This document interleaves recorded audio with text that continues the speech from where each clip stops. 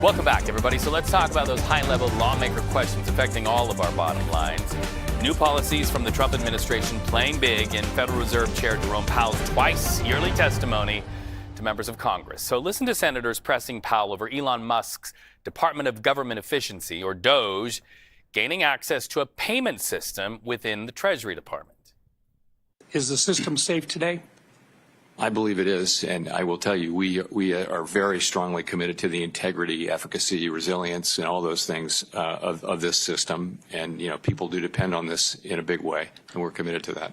An unelected billionaire and his hacksters' dangerous attempts to access Americans' private data and the Treasury Department's systems that control $6 trillion in annual payments to millions of American citizens, including Social Security, Medicare, and tax refunds. Quickly, yes or no, has Elon Musk or members of his team, to your knowledge, attempted to access the Fed's protected data and systems?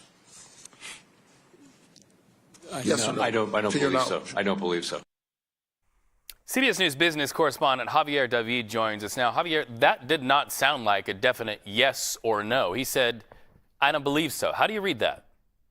I think at the core of this whole debate is really a simple sort of thing about vetting. Like, you have given access to, or these folks have had access to very sensitive systems.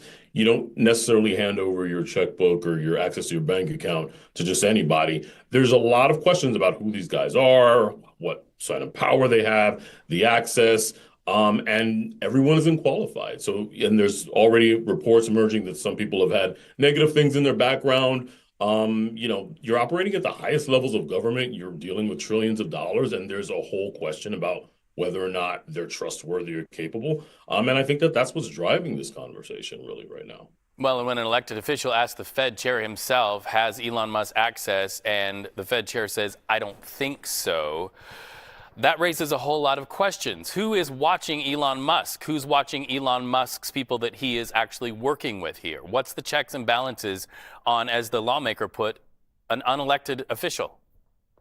Indeed. I mean, I think that, we talk a lot about the trust in government, transparency, but there's not a lot of transparency. And I don't have to tell you that Elon Musk is a very polarizing figure.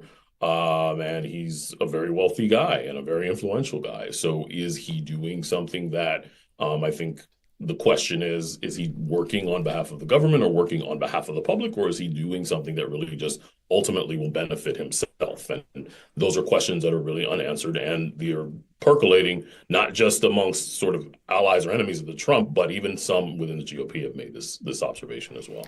Okay, so let's talk more tech. Of course, Sam Altman making headlines today after a Musk-led investor group tried to buy OpenAI, of course, ChatGPT fame. Kind of fascinating to see this here. Altman firing back after Musk's group submitted an unsolicited $97.4 billion bid to take over OpenAI. We just wanted to play that. We'll talk about it on the other side. Let's listen. Sam, should you have taken Elon's offer? You refused $1 billion for Elon Musk. What do you want to say to Elon Musk? Received what from him? Almost $100 billion, right? The company is not for sale. Neither is the mission. We're happy to buy Twitter if you want to talk about that. Yeah, Well, Altman reiterated that message in a post on Elon Musk's X, saying he'll buy Twitter for just $9.74 billion, noticing he moved that decimal point there. So what does this fight between these two tech billionaires mean for the future of AI? Because we know the vice president of the United States is overseas. He did not sign an agreement with other nations to try to put regulations on AI. We know of hundreds of billions of dollars pledged to build AI in these United States. How do we read all of this? Well, the only thing you really need to know about the story is Elon Musk, Sam Altman really don't like each other. They never have. They probably never will. This saga has been a decade or so in the making. The difference now is here. Look, Musk has a lot of support, including the ear of a U.S. president. He's got a lot of access to a lot of capital, and he's making a play for what is effectively a nonprofit. And this, again, goes back years, but he was once part of that. But he's a very influential guy, and both of them are going to have a lot to say about this AI arms race. The strange thing here, of course, is that President Trump has tapped Altman in this push to bolster the $500 billion Stargate federal AI initiative. It's really important that we kind of compete with China and other players abroad, but Musk kind of continues to troll this his nemesis in a way that's very public, and it's taking the spotlight away from what is really a very important, pivotal public-private partnership. Well, and Elon Musk has famously said he wishes he had not been a part of helping Sam Altman get his start for OpenAI. Fascinating to watch there. Let's put that aside because there's obviously so much that we could talk about those two dueling guys. We've got to ask you about the egg shortage. Now Costco, Trader Joe's limiting how many eggs that shoppers can buy. So boil it down for us, if you will. Will breakfast lovers get any relief anytime soon, or are we just going to have to see a whole new season come up? The short answer is no, and sadly, the Economics 101, well, maybe it's Economics 102, tells you that basically when you have a shortage of something and too many people want it, at least a couple of things have to happen. Prices will go up, that's number one, and or the entity selling them will need to ration them in order to make sure that everyone can get their fair share and avoid stockpiling. So that's what's happening with Costco and Trader Joe's. It's unfolding across stores across the country. Part of it is bird flu. A big part of it is bird flu, actually. But it's the headlines sort of help to drive this panic buying. Unfortunately, it has the opposite of the intended effect. So people see this and they're like, I better go get my eggs.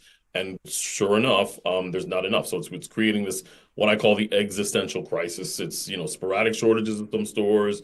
A lot of stores just struggling to keep them in stock and prices just keep going up. And unfortunately, again, there's no end in sight. Okay, well, cancel boiled eggs from my breakfast tomorrow. Thank you so much, Javier David. It's always great to talk to you.